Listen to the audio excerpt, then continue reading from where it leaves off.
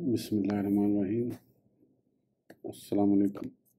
इस ऑडियो में हम या अय्युहल्लज़ीना आमनू को आगे कंटिन्यू करेंगे। उससे पहले अगर आपने सब्सक्राइब नहीं किया तो सब्सक्राइब कर लें और बेल आइकन प्रेस कर दें। तो शुरू करते हैं। मकाला 15 सूरह आल इमरान 118 से 120, 118 to 120। ए ईमान वालो, ना बनाओ अपना राजदार गैरों को, वो कसर न उठा रखेंगे तुम्हें खराबी पहुंचाने की। वो पसंद करते हैं जो चीज़ तुम्हें ज़रर दे। ज़ाहिर हो चुका है बुग़्ज़ उनके मुँहों से, और जो छुपा रखा है उनके सीनों ने वो उससे भी बड़ा है। हमने साफ बयान कर दी तुम्हारे लिए अपनी आयतें, अगर तुम समझदार हो। सुनो, तुम तो हो कि मोहब्बत करते हो उनसे और वो मोहब्बत नहीं करते तुमसे, और मानते हो तुम सब किताबों को, और जब तुमसे मिलते हैं कहते हैं हम ईमान लाए हैं, और जब वो तन्हा होते हैं तो चुबाते हैं तुम पर उंगलियां गुस्से से। ए हबीब, आप फरमाइए, मर जाओ अपने गुस्से की आग में जल कर, यकीनन अल्लाह खूब जानने वाला है दिलों की बातों का। अगर पहुँचे तुम्हें कोई भलाई तो बुरी लगती है उन्हें, और अगर पहुँचे तुम्हें कोई तकलीफ़ तो खुश होते हैं उससे। और अगर तुम सब्र करो और अल्लाह से डरते रहो तो ना नुकसान पहुँचाएगा तुम्हें उनका मकर कुछ भी। बेशक अल्लाह जो कुछ वो करते हैं उसका अहाता किए हुए है। गैर मुस्लिमों को राजदार न बनाओ। अहले ईमान को हिदायत की जा रही है कि तुम गैर मुस्लिमों को अपना राजदार और मुखलिस दोस्त ना बनाओ, क्योंकि वो कभी तुम्हारे साथ मुखलिस नहीं हो सकते। उनका तो ये हाल है कि वो तुम्हें कभी भी सताने और परेशान करने का कोई मौका हाथ से नहीं जाने देते। वो ऐसी हर तदबीर इख्तियार करते हैं जो तुम्हारी तकलीफ़ और ज़रर का सबब बने। उनके दिल तुम्हारे लिए बुग़्ज़ व कीने से भरे हुए हैं, जबकि तुम्हें ईमान की फितरत ने इस कदर सादा और साफ कल्ब बना दिया है कि तुम उनसे मोहब्बत करते हो और जुमला आसमानी किताबों पर ईमान रखते हो। लेकिन गैर मुस्लिमों की ये फितरत है कि बज़ाहिर वो तुमसे इजहार हमदर्दी व मोहब्बत करते हैं, और अपनी तन्हाइयों में वो तुमसे इस कदर हसद करते और जलते हैं कि गुस्से के मारे अपनी उंगलियां चुबाने लगते हैं। बस तुम उन्हें उनकी हसद की आग में जलने और गुस्से में मरने दो। वो तुम्हारी तरक्की व कामयाबी को पसंद नहीं कर सकते, उनकी खुशी तुम्हारी तकलीफ़ है। तुम सब्र से काम लो, अल्लाह के अहकाम के पाबंद रहो। तुम्हें किसी मरहला पर उनका मकरो फ़रेब नुकसान नहीं पहुंचा सकता। अल्लाह उनसे निमट लेगा और तुम्हें कामयाब व कामरान करेगा, क्योंकि उनके आमाल अल्लाह के इल्म में हैं। आयात मज़कूरा में नहायत वजाहत के साथ अहले ईमान को काफिरों पर एतमाद करने, उन्हें अपना राजदार बनाने की ममानियत की जा रही है, क्योंकि जिस तरह आग व पानी की तासीर अलहदा-अलहदा है जो कभी ख़त्म नहीं होती, उसी तरह कुफ्र व इस्लाम की भी तासीर अलहदा-अलहदा है जिसका इंसान के आदातो अतवार पर असरअंदाज होना लाजमी है। कुफ्र तारीकी है जिससे अयूब व नकाइसी पैदा होते हैं। बस कुफ्र काफिर को ज़िद्दी, लालची, हरीस, हासिद, मक्कार, फरेबी, धोखाबाज, चालबाज, खुदगर्ज, स्याह कल्ब, फितना परवर और फितना परदास बनाता है। वो कितने ही अच्छे लिबास में क्यों ना हो, लेकिन उसकी ये अंदरूनी बुराइयां ख़त्म नहीं होती। उसकी तरबियत कितनी ही अच्छी हो, लेकिन वो इन आदात से मुबर्रा नहीं हो सकता। आप चाहे नबी मुकर्रम अलैहिस्सलाम के दौर के कुफ़ार के हाल पर गौर करें या अपने दौर के काफिरों की हरकत का मुशाहिदा करें, कुफर की ये तासीर आपको हर दौर और हर जगह के काफिरों में नजर आएगी। इसी हकीकत को इन जुमलों में बयान किया गया। वो तर्जुमा, वो कसर न उठा रखेंगे तुम्हें खराबी पहुंचाने की।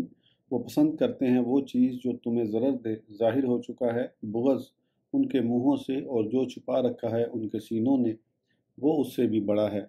और जब वो कुफार तनहा होते हैं तो चुबाते हैं तुम पर उंगलियां गुस्से से। फिर फरमाया गया, अगर पहुँचे तुम्हें कोई भलाई तो बुरी लगती है उन्हें, अगर पहुँचे तुम्हें कोई तकलीफ़ खुश होते हैं उससे। कुफर के इन असरात ही का नतीजा है कि काफिर कभी भी اہل ایمان کی بھلائی گوارا نہیں کرتے۔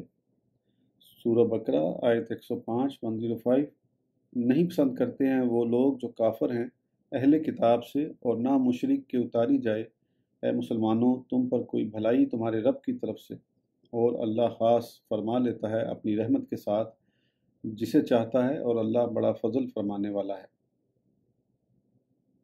یہ ہے کفار پر کفر کا اثر، جبکہ اس کے بالکل برعکس اسلام نور ہے جو مسلمان کے دلوں کو چمکا دیتا اور صاف و شفاف کر دیتا ہے۔ اس میں نہ کینہ باقی رہتا ہے نہ بغض و عناد، وہ بالکل سادہ لو ہو جاتا ہے، ہر کسی سے محبت کرتا ہے، ہر ایک کی بھلائی چاہتا ہے۔ اس کے قلب کی وسعت کا تو یہ حال ہے کہ وہ جس طرح اپنے نبی اور ان کی دی ہوئی کتاب پر ایمان رکھتا ہے، اسی طرح وہ تمام انبیاء، سابقین اور ان کی لائی ہوئی کتابوں کو مانتا ہے۔ ترجمہ: سنو تم ہو کہ محبت کرتے ہو ان سے اور مانتے ہو تم سب کتابوں کو۔ اسلام تو مسلمان کو ہر کسی سے محبت و الفت اور ہمدردی کا حکم دیتا ہے۔ وہ کفر اور اس کے اثرات سے مومن کے دل کو دھو دیتا ہے اور پاک کو صاف کر دیتا ہے۔ ہر کسی پر اعتبار و اعتماد اس کا شعار بن جاتا ہے، بس ضروری ہے کہ اسے مکر و فریب کی عادی قوم سے دور رکھا جائے، لہذا حکم دیا گیا۔ ترجمہ: اے ایمان والو، غیروں کو اپنا رازدار نہ بناؤ، کہ اگر تم نے ان کو اپنے راز بتا دیے تو ایک نہ ایک دن وہ تمہیں ضرور نقصان پہنچائیں گے۔ بس ان کے مکر و فریب اور ان کے دلوں میں چھپی ہوئی عداوت کے شر سے بچانے کے لیے اللہ تمہیں ہدایت فرماتا ہے کہ سورہ آل عمران 28 نہ بنائیں مومن کافروں کو اپنا دوست، اور جس نے یہ کام کیا پس اللہ سے اس کا کوئی تعلق نہ رہا مگر اس حالت میں کہ تم ان سے اپنا بچاؤ کرنا چاہو، اور ڈراتا ہے اللہ تمہیں اپنی ذات اپنے غضب سے، اور اللہ ہی کی طرف سب کو لوٹ کر جانا ہے۔ سورہ ہود 113 اور مت جھکو ان کی طرف جنہوں نے ظلم کیا، ورنہ تمہیں بھی آگ چھوئے گی، اور اس وقت نہیں ہوگا تمہارے لیے اللہ کے سوا کوئی مددگار، پھر تمہاری مدد بھی نہ کی جائے گی۔ ان آیات نے کفار سے موالات و مداحنت کی واضح ممانعت فرمائی، صرف اس لیے کہ اللہ نہیں چاہتا کہ اس کے سادہ لو مومن بندے مکار و چالاک کافروں کے فریب میں مبتلا ہو کر دنیا میں بھی خوار ہوں اور آخرت میں بھی مبتلا عذاب ہوں۔ پس اگر اہل ایمان نے اس ہدایت پر عمل کیا تو وعدہ الہی ہے کہ کافر اپنی کثرت تعداد، قوت و طاقت اور دولت کی فراوانی کے باوجود مسلمانوں کا کچھ نہ بگاڑ سکیں گے۔ ترجمہ: اگر تم صبر کرو اور اللہ سے ڈرتے رہو تو تمہیں ان کا مکر کچھ بھی نقصان نہیں پہنچائے گا۔ کفار کی قوت و طاقت سے ذرا بھی ڈرنے کی ضرورت نہیں۔ درجہ ذیل آیات کا بغور مطالعہ کیجیے اور اپنے دل کو کفار کے رعب سے آزاد کیجیے۔ ارشاد ہوتا ہے سورہ آل عمران 175 سے 177 175 to 177 یہ تو شیطان ہے جو تمہیں ڈراتا ہے اپنے دوستوں سے، پس نہ ڈرو ان کافروں سے بلکہ مجھ سے ہی، اللہ سے ہی ڈرا کرو اگر تم واقعی مومن ہو، اور تمہیں وہ لوگ غم میں مبتلا نہ کریں جو جلدی سے کفر میں داخل ہوئے ہیں۔ بے شک یہ لوگ اللہ کو کچھ بھی نقصان نہیں پہنچا سکتے۔ اللہ چاہتا ہے کہ ان کے لیے آخرت کی نعمتوں سے ذرا بھی حصہ نہ رکھے، اور ان کے لیے عذاب عظیم ہے۔ بے شک جن لوگوں نے کفر کو ایمان کے عوض خرید لیا ہرگز نقصان نہ پہنچا سکیں گے اللہ کو کچھ بھی، اور ان کے لیے دردناک عذاب ہے۔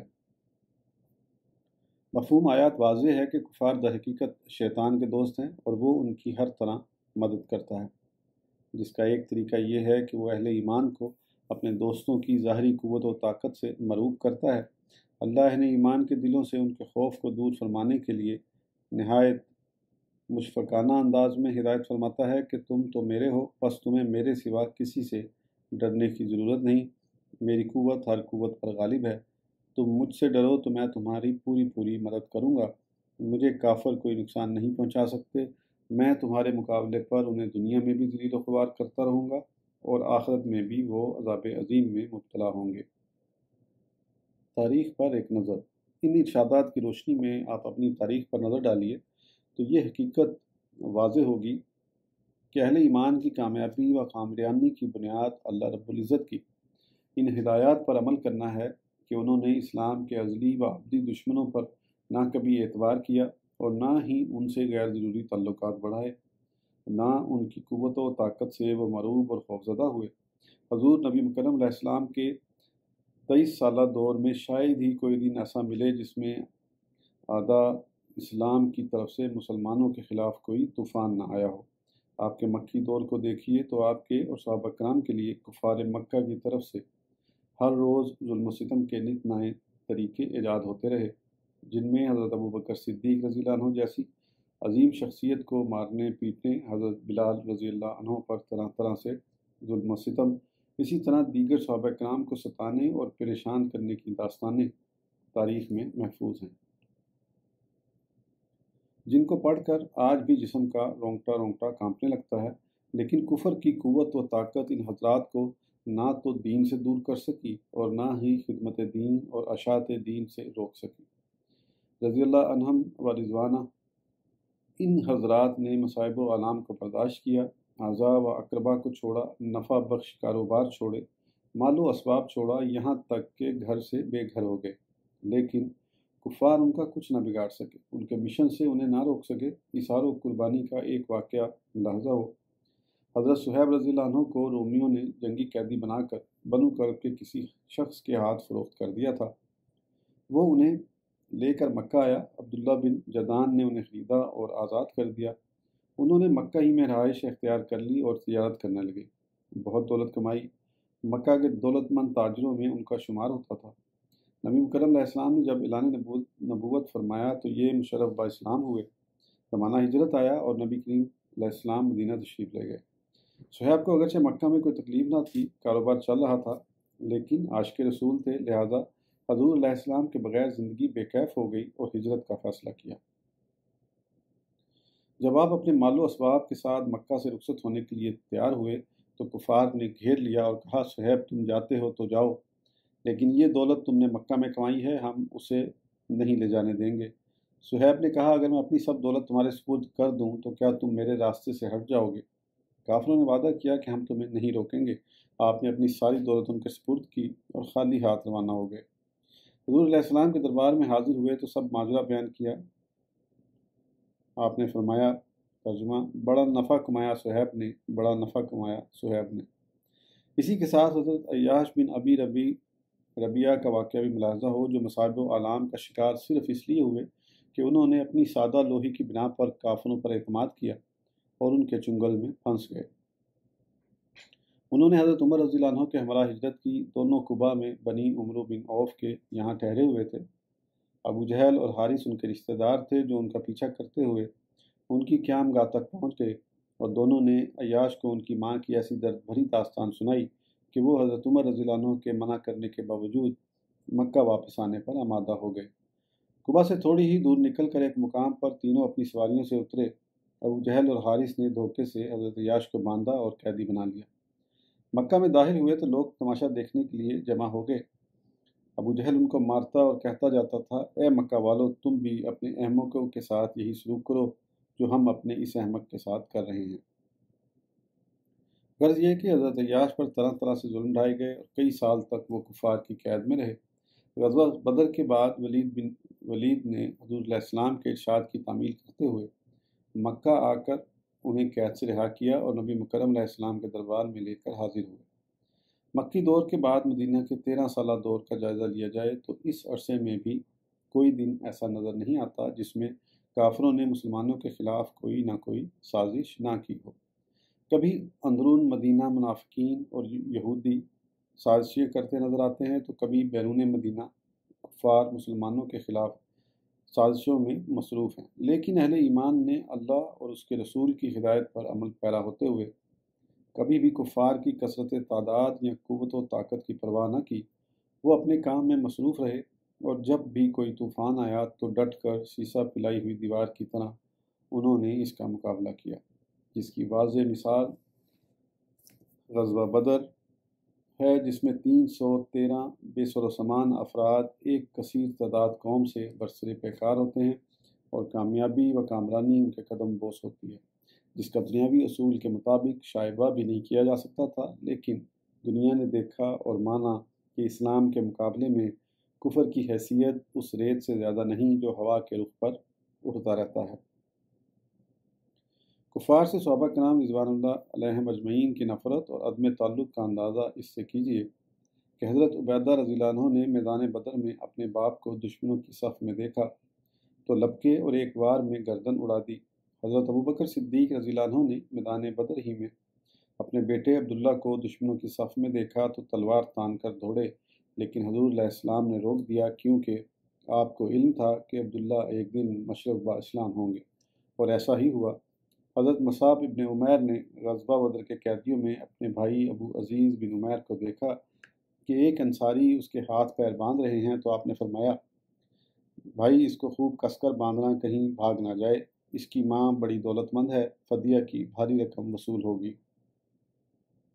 ابو عزیز بولا، اے مصعب، تم تو میرے بھائی ہو، پھر بھی ایسی بات کر رہے ہو؟ آپ نے فرمایا، میرے بھائی تم نہیں، یہ انصاری ہیں جو تمہیں باندھ رہے ہیں۔ انہی مصعب بن عمیر رضی اللہ عنہ نے غزوہ احد میں اپنے ایک بھائی عبید کو قتل کیا۔ حضرت عمر رضی اللہ عنہ اپنے ماموں عاص ابن ہشام کو، حضرت علی، حضرت حمزہ، حضرت عبیدہ رضی اللہ عنہم نے اپنے قریبی رشتہ داروں عتبہ، شیبہ اور ولید وغیرہ کو میدان بدر ہی میں قتل کیا۔ غرض یہ کہ اہل ایمان کو یہ ہدایت کی گئی کہ کافروں سے دوستی و محبت نہ کریں اور انہیں اپنا رازدار نہ بنائیں، کیونکہ کافر کبھی بھی مومن کا خیر خواہ نہیں ہو سکتا۔ وہ جب بھی موقع پاتا ہے مسلمان کو دھوکہ دیتا اور اس کو نقصان ہی پہنچاتا ہے۔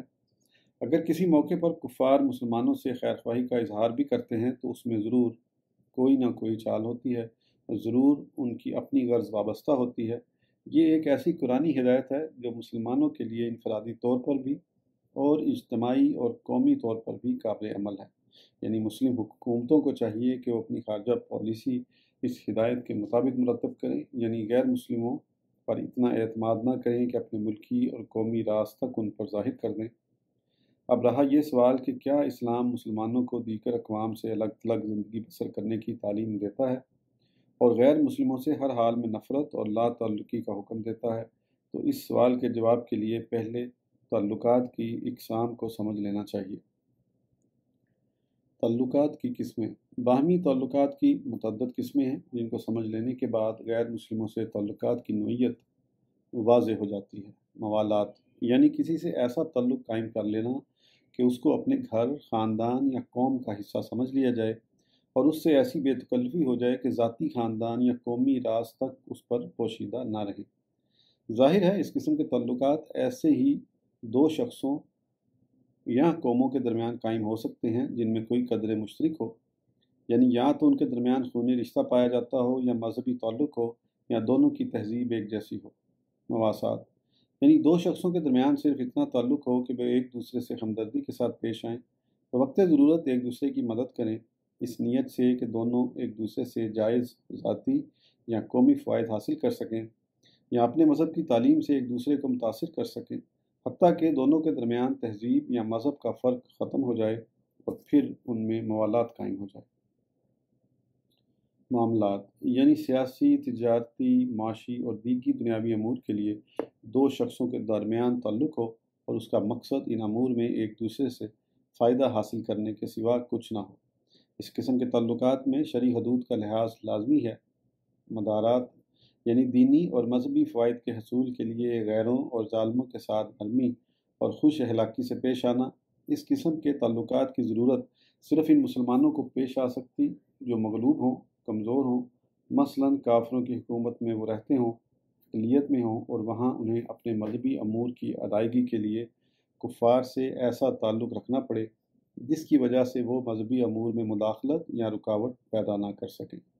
لیکن اس تعلق کی بھی شرعی حد متعین ہے کہ کسی مذہبی فائدے کے لیے کوئی خلاف شرع عمل یا کافروں جیسا عمل اختیار نہ کیا جائے اور نہ ہی ان کی تہذیب اور تمدن کو پسندیدگی کی نگاہ سے دیکھا جائے۔ مداہنت، ذاتی یا قومی منفعت اور دنیاوی فائدے کے حصول کے لیے دینی اور شرعی امور میں نرمی کرنا یا کفار کے ظلم و ستم سے بچنے کے لیے شرعی احکام کو ترک کر دینا یا ان پر مستقلاً چھپ کر عمل کرنا۔ مداخنت ان دونوں صورتوں میں سے کسی بھی صورت میں ہو جائز نہیں کہ پہلی صورت میں دنیاوی فوائد کو شرعی احکام پر ترجیح دینا ہے جو جائز نہیں، اور دوسری صورت کے کفار کے ظلم و ستم کے خوف سے شرعی احکام کو ترک کیا جائے یا ان پر چھپ کر عمل کیا جائے، مثلاً اذان دینا اس لیے ترک کر دی جائے کہ کافر اس کی اجازت نہیں دیتے، یا مسجد میں نماز پڑھنا اس لیے چھوڑ دی جائے کہ کافر اس کی بھی اجازت نہیں دیتے، یہ بھی جائز نہیں، کیونکہ جس سرزمین پر مسلمانوں کے لیے اللہ کا نام لینا اور شریعت پر آزادی سے عمل کرنا ممکن نہ رہے، وہاں مداحنت نہیں کی جائے گی، بلکہ وہاں سے ہجرت کرنا واجب ہوگی۔ نبی مکرم علیہ السلام کا ارشاد ہے، ترجمہ، حضرت خالد بن ولید رضی اللہ عنہ راوی ہیں کہ حضور علیہ السلام نے فرمایا، میں ہر اس مسلمان سے بیزار ہوں جو مشرکوں کے یہاں اقامت کرے۔ یعنی مشرکین کے ملک یا شہر میں اس قدر مغلوب و مجبور ہو کر رہنا حضور علیہ السلام کو پسند نہیں کہ دین میں مداحنت کرنا پڑے۔ صحابہ کرام رضوان اللہ علیہم اجمعین کے حالات زندگی گواہ ہیں کہ انہوں نے مصائب و آلام برداشت کیے، لیکن کبھی مداحنت فی الدین کے مرتکب نہ ہوئے۔ بالخصوص اہل مکہ نے جو ظلم و ستم ڈھائے، حضرت ابوبکر صدیق، ابو ذر غفاری، حضرت صہیب رومی، حضرت بلال، عمار بن یاسر رضی اللہ عنہم نے جو مظالم برداشت کیے، ظالموں کی دنیا میں ان کی نظیر نہیں ملتی۔ لیکن کیا مجال کہ کسی نے ایک لمحے کے لیے بھی اپنا قدم پیچھے ہٹایا ہو؟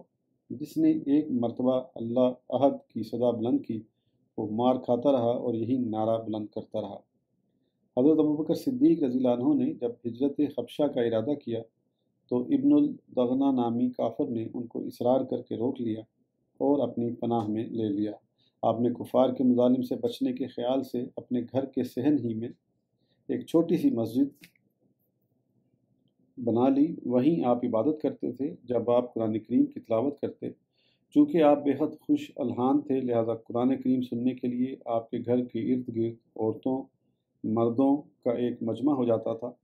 مکہ کے سرداروں کو خطرہ ہوا کہ کہیں ابوبکر سے تلاوت سن کر یہ لوگ اسلام قبول نہ کر لیں، چنانچہ آپ ابن الدغنہ کی پناہ میں تھے، لہٰذا لوگوں نے اسی سے شکایت کی کہ ابوبکر کو بلند آواز سے قرآن کی تلاوت کرنے سے روکو یا اپنی پناہ اٹھا لو تاکہ ہم خود ان کو روک سکیں۔ ابن الدغنہ نے حضرت ابوبکر رضی اللہ عنہ سے کہا کہ اگر آپ اسی طرح قرآن پڑھتے رہے تو میں آپ سے اپنی پناہ اٹھا لوں گا۔ آپ نے مومنانہ جرأت کے ساتھ فرمایا، اے ابن الدغنہ، اگر تیری پناہ کا مطلب یہ ہے کہ میں اپنے دین کو چھپاؤں، ترجمہ، تو میں تیری پناہ تجھے لوٹاتا ہوں، میرے لیے اللہ کی پناہ کافی ہے۔ یہی صدیق اکبر رضی اللہ عنہ جب مسند خلافت پر رونق افروز ہوتے ہیں تو سیاسی اعتبار سے انہیں اسلام اور مسلمانوں کے لیے نہایت خطرناک حالات کا سامنا کرنا پڑتا ہے۔ قبائل عرب کے مرتد ہو جانے کی خبریں ملتی ہیں، کذاب مدعیان نبوت کا طوفان اٹھتا ہے، زکوٰۃ ادا نہ کرنے کی دھمکیاں دی جاتی ہیں، مرتدین کے مدینہ پر حملہ آور ہونے اور اسے تہس نہس کر ڈالنے کے خدشات موجود ہیں۔ ان حالات سے نمٹنے کے لیے جب آپ مشاورتی کونسل سے مشورہ اور تجاویز طلب فرماتے ہیں تو تمام صحابہ حتیٰ کہ حضرت عمر رضی اللہ عنہ کی طرف سے نرمی کا مشورہ دیا جاتا ہے۔ بالخصوص یہ تجویز پیش ہوتی ہے کہ جیش اسامہ کی روانگی کا پروگرام ملتوی کر دیا جائے تاکہ مدینہ کی پوری طرح حفاظت ہو سکے۔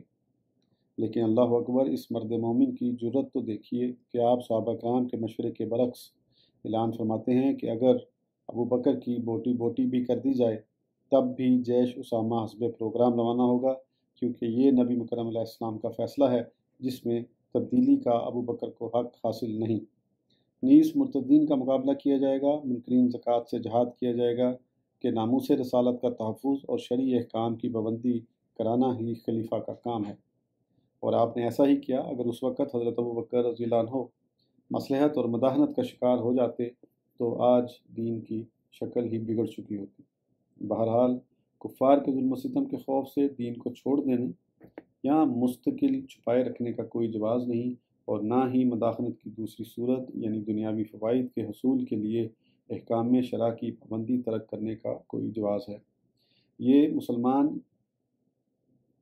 یہ صورت تو مسلمانوں کی مجبوری یا کمزوری کی وجہ سے نہیں بلکہ ان کے ایمان کی کمزوری کے سبب پیش آ سکتی ہے کہ لالچ طبع مسلمان یا مغربی تہذیب کے دلدادہ مسلمان غیر مسلموں کی تہذیب اور ان کے تمدن کو صرف اس لیے اختیار کر لیتے ہیں کہ انہیں چند پیسوں کا فائدہ ہوتا ہے، یا وہ احساس کمتری میں مبتلا ہوتے اور اپنے مذہبی شعار کو خلاف فیشن سمجھ کر چھوڑ دیتے ہیں۔ ہم نے یورپ و امریکہ اور دیگر غیر مسلم ممالک میں آباد ایسے بے غیرت مسلمان دیکھے ہیں جو صرف اپنے تجارتی اور کاروباری تعلق کی وجہ سے غیر مسلموں کے ساتھ کلبوں میں ناچتے، جوا کھیلتے اور شراب پیتے ہیں۔ انہیں بے شرم ماحول میں یہ کہتے ہوئے شرم آتی ہے کہ یہ چیزیں ہمارے مذہب میں حرام ہیں، کیونکہ وہ خود ماحول سے متاثر ہو کر بے شرم ہو جاتے ہیں۔ دفاتر اور فیکٹریوں میں ملازمت کرنے والے بہت مسلمان رمضان میں صرف اس لیے روزہ نہیں رکھتے کہ انہیں یہ بتانے میں شرم آتی ہے کہ ہمارا روزہ ہے، اس لیے ہم کچھ نہیں کھا پی سکتے۔ یہ شرم مجبوری نہیں بلکہ بے شرمی اور ایمان کی کمزوری ہے، جبکہ بحمداللہ انہی ممالک میں وہ مسلمان بھی موجود ہیں جو اپنے مذہب پر فخر کرتے اپنے حقوق کے حصول کے لیے غیر مسلموں سے قانونی جنگ کرتے ہیں۔ وہ اپنے آپ کو برملا مسلمان کہتے ہیں اور کھلم کھلا نماز، روزے اور دیگر شرعی احکام کی پابندی کرتے ہیں۔ یہ انہی کی کاوشوں کا نتیجہ ہے کہ بیشتر غیر مسلم ممالک میں مساجد موجود ہیں۔ دین کی تبلیغ و اشاعت کے لیے ہندو پاک کے علماء کی تعداد دن بدن بڑھ رہی ہے اور ان ممالک میں اسلام کا مستقبل تابناک ہے۔ اللہ ہمارے ان بھائیوں کو مزید ہمت عطا فرمائے اور دنیا و آخرت میں اجر عطا فرمائے۔ اس آڈیو کے لیے اتنا ہی، پھر انشاءاللہ اگلی آڈیو میں آگے کنٹینیو کریں گے۔ اس وقت تک کے لیے اجازت دیجیے۔ اللہ حافظ۔